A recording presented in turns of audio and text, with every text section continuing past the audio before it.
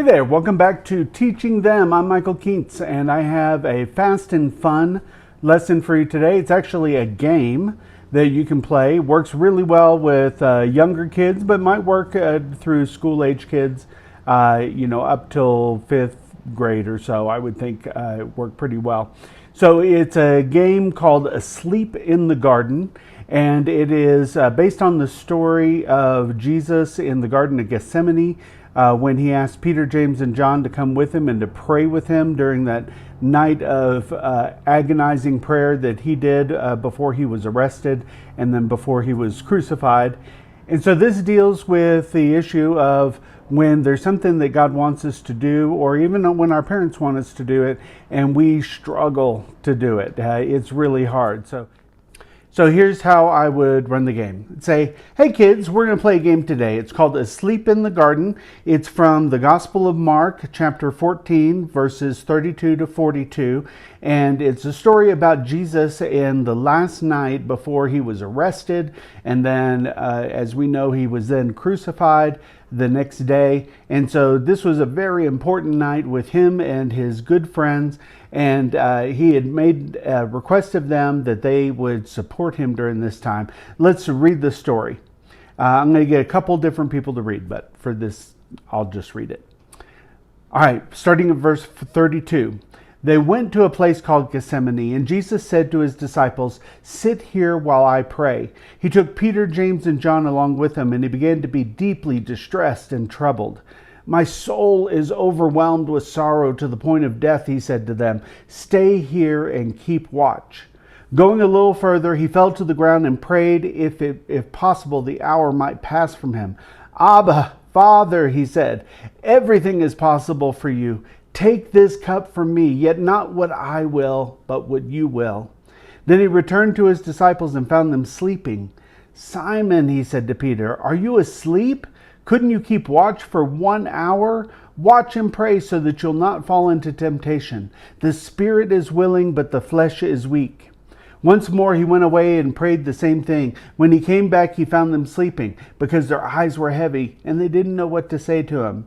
Returning the third time, he said to them, "Are you still sleeping and resting? Enough. The hour has come. Look, the Son of Man is delivered into the hands of sinners. Rise, let us go. Here comes my betrayer." So it's such a dramatic moment. This is the moment in time where Jesus is wrestling in prayer with God the Father and asking for, he says, this cup to be taken away from me. He's talking about the cup of God's judgment. This is a word picture, a metaphor, where he is saying, I'm going to have to drink the judgment of all the sin that has ever happened and all the sin that ever will happen. And he's like, can you take that away from me? But in the end, every time he prays, he's praying, but not my will, but yours, because he was obedient to the Father. And so he's saying to his Father, he's saying, I will do whatever you ask me to do. But if there's any other way, I would like to go that way. But he says, in the end, I'll do whatever you want me to do. Every time he comes back to his good friends, they're asleep. And they're probably asleep because they're so grieved. Jesus, they've had a big meal together. They celebrated the Passover meal. We call it the Lord's Supper. They celebrated that Passover meal together, and they ate heavy, and they were drinking wine, and alcohol can make you sleepy. Also, they were confused because Jesus had been talking about, I have to go away and I'm going to die. And they're just very confused about this because that wasn't part of their plan. And so emotionally, they're probably exhausted. So I understand. Sometimes it is hard to do what you know you are supposed to do. And Jesus says, the spirit is willing, but the flesh is weak. Meaning, inside I want to do it. My spirit wants to do it, but my body cannot fulfill it. Like my flesh is weak. I want to do it, but I can't make myself do it. So here's the game that we're going to play. It's going to be a fun kind of game. I'm going to play Jesus for the first round, and I'm going to stand up here, and all of you are going to lay down on the ground like you're asleep. And then I'm going to turn my back to you like this, and then at some point, I'm going to turn around. And you will have an opportunity to stand up. One time you can stand up. during the time when my back is to you. If my back is to you, then you can stand up at some point, but you can only stand up for 3 seconds. And you have to count 1, 1,000, 2, 1,000, 3, 1,000. Don't count it out loud because then I'll know. But count it in your head very slowly. 1, 1,000, 2, 1,000, 3, 1,000. And then if you're still standing when I turn around, then it'd be like you were Jesus' friend who was faithful and stayed up and didn't fall asleep when he needed you the most. But if I find you sleeping, then if everybody's sleeping, then I'll turn around again. And then I'll turn back to face you and see if anybody is standing up at that point. If you count to 3, 1,000, and I still haven't turned around, you have to lay back down. If I turn around and you're standing up, then you win. You get to be Jesus, and we'll do it again, and I'll come out and I'll lay down, and we'll play.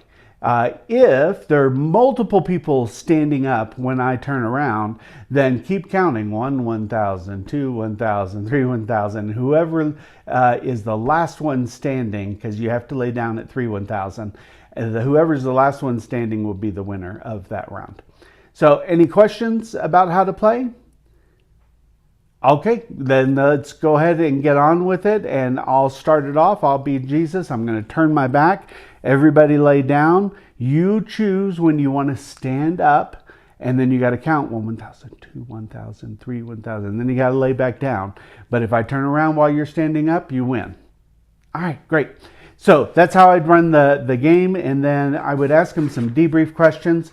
The debrief questions would be, A, how did you like the game? Did you have fun? And then, why do you think it was so difficult for Peter's friend, or for Jesus' friends, to stay awake and help him at this very important time in his life? And then, have you ever had any time where it was difficult for you to do something you thought God wanted you to do, or your parents wanted you to do? And why was it difficult for you?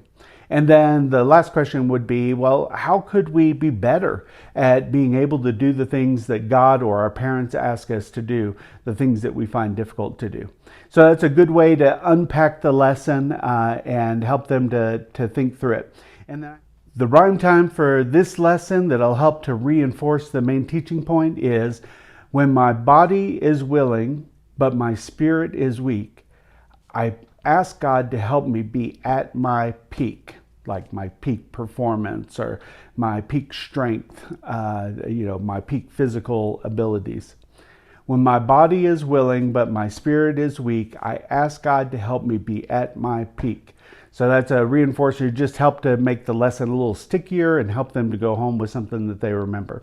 So great lesson, have fun with it. If you want to print out the actual lesson and the rules and how to do it, then you can find that at www.teachingthem.org. Please leave me comments. Let me know if you tried this out. Have a great one. See you next time.